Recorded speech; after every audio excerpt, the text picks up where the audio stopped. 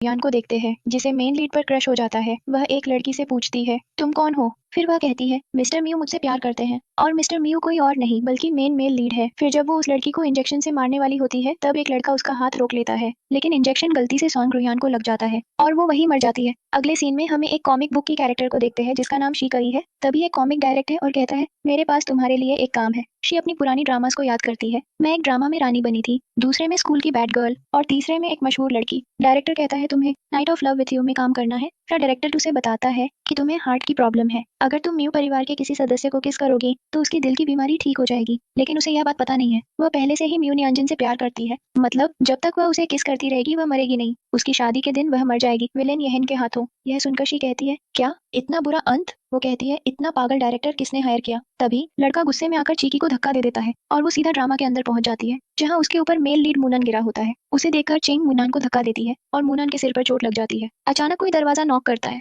Cheeky समझ जाती है कि वो ड्रामा की दुनिया में आ चुकी है और भागने का सोचती है। वो दरवाजा खोलती है और कहती है, हटो सब, मेरे पास एसिड है। फिर वो सब पर पानी फेंकती है और वहां से निकल जाती है। असल में ये लोग सोंगरो के गार्ड्स होते हैं। सोंगरो अपने गार्ड से कहती है, जाओ और पकड़ो चिंग को। सभी लोग उसे पकड़ने के लिए दौड़ते हैं। तभी चिंग के दिल में तेज दर्द होने लगता है। उसे सामने एक दरवाजा दिखता है तो वो वहां जाकर दरवाजा नॉक करती है। अंदर जाकर वो ड्रामा के विलेन येहन को देखती है। उसे याद आता है कि अगर वो म्यू फैमिली के किसी मेंबर को किस करेगी तो उसका हार्ट पेन कम हो जाएगा। वो येहन को किस करती है और उसका दर्द सच में कम हो जाता है। येहन कहता है, मुझे ऐसी लड़कियां पसंद नहीं जो ऐसा करती है। अब चिंग को याद आता है कि येहन तो बस रिवेंज लेना चाहता है। तभी दरवाजे पर फिर से नॉक होता है तो चिंग कहती है, मुझे बचा लो, मुझे तुम्हारा एक सीक्रेट पता है कि तुम एमयू फैमिली के इलेजिटिमेट सन हो। ये सुनकर येहन उसकी हेल्प करने को रेडी हो जाता है। अब सोंगरो कमरे में आती है और चिंग को ढूंढने लगती है तो येहन चिंग को बचाने के लिए उसे कवर करता है और उसके साथ बेड पर लेट जाता है। फिर वो सोंगरो से कहता है, तुम मुझे ही देखती रहोगी या जाओगी भी? सोंगरो वहां से चली जाती है। फिर येहन चिंग से अलग हो जाता है। अब चिंग येहन के स्टाफ से कहती है, मुझे यहाँ से निकालो। स्टाफ उसके लिए एक अच्छा सा ड्रेस लाता है जिसे पहनकर चिंग येहन के साथ कमरे से बाहर निकल जाती है। येहन अपना रूम नंबर बताता है। फिर वो कार में बैठता है।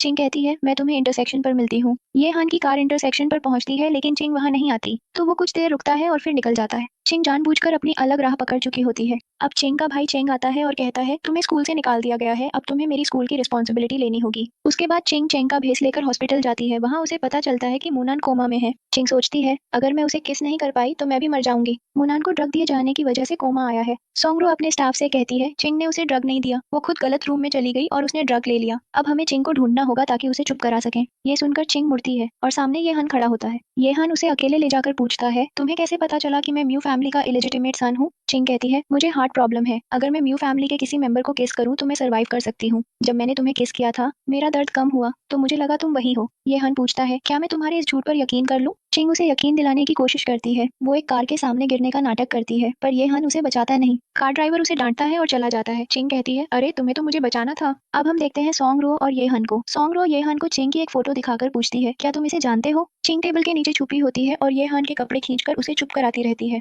येहन बात बदल देता है और कहता है, अगर तुमने म्यू ग्रुप से कोई बिजनेस डील की तो हमारी दोस्ती खत्म समझो। सोंगरो कहती है, क्या तुम मुझे थ्रेटन कर रहे हो? मतलब तुम्हें सब कुछ पता है? ये सुनकर चिंग फिर से उसके कपड़े खींचती है। अचानक उसके दिल में दर्द शुरू हो जाता है। वो हिलती है और टेबल भी हिलने लगता है। सोंगरो उठकर देखने आती है कि टेबल क्यों हिल रहा है पर येहन उसे रोक लेता है और कहता है, तुम्हें कुछ चाहिए? बाद में येहन पूछता है, चिंग क्या तुम मुझे फंसा रही हो? फिर दोनों कार में होते हैं। येहन पूछता है, चिंग क्या तुम्हें सच में कोई हेल्थ इशू है? अगर है तो मेरी आइडेंटिटी किसी को मत बताना वरना तुम्हारी जान चले जाएगी। चिंग एक रिकॉर्डिंग प्ले करती है जिसमें अस्पताल में उनकी बातचीत रिकॉर्ड है, वही जिसमें येहन ने अपनी आइडेंटिटी बताई थी। येहन पूछता है, चिंग जवाब देती है, मैं ये recording time to time check करती हूँ, ये रिकॉर्डिंग कभी भी मीडिया तक पहुंच सकती है। फिर सब लोग येहन के घर पहुंचते हैं और चिंग वहीं रुकने का फैसला करती है। फिर भी वो अंदर जाती है और येहन से झगड़ती है। तभी शी को कॉल आता है। उसे बताया जाता है कि उसका भाई किडनैप कर लिया गया है और पैसे लेके उसे किडनैपर की बताई जगह पर जाना है, लेकिन शी कुछ नहीं कहती। उसी वक्त येहन की मीटिंग मिस्टर सॉन्ग से चल रही होती है जो सोंगरो के पिता है। मिस्टर सॉन्ग कहता है, अच्छी बात है कि तुम्हारी पर्सनल लाइफ है येहन, अगर मीडिया को ये पता चल गया तो सब खुश होंगे।